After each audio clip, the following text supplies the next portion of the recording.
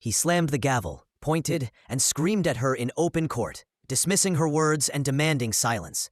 She didn't raise her voice, just passed a single envelope across the bench. What was inside didn't just shut him up, it changed the courtroom forever. The courtroom was restless.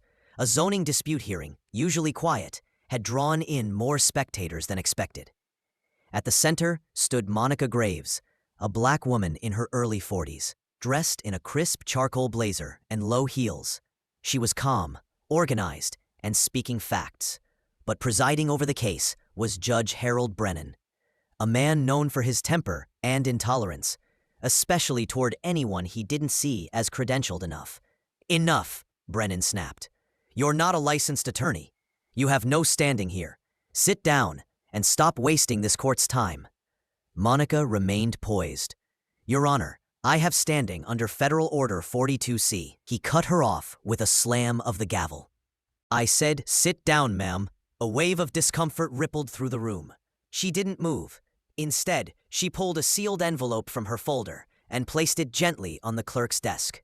"Deliver that to the bench, please," she said quietly.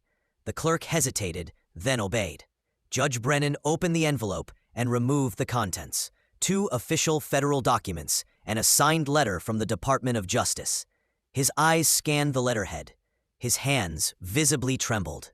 The courtroom held its breath, because what the judge now knew, but no one else had yet realized, was that Monica Graves wasn't just a witness. She was a federal oversight officer for judicial integrity, embedded quietly in high-bias courts across the country. Her presence today? A covert audit of his conduct, ordered after multiple racial bias complaints.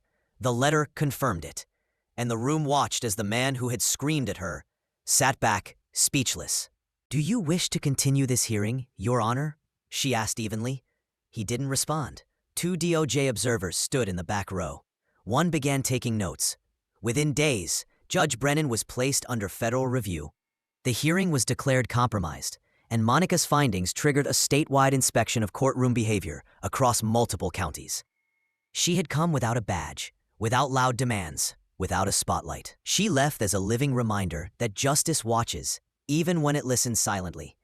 Comment, "Truth wears silence," if you believe respect isn't earned by shouting, it's claimed by presence.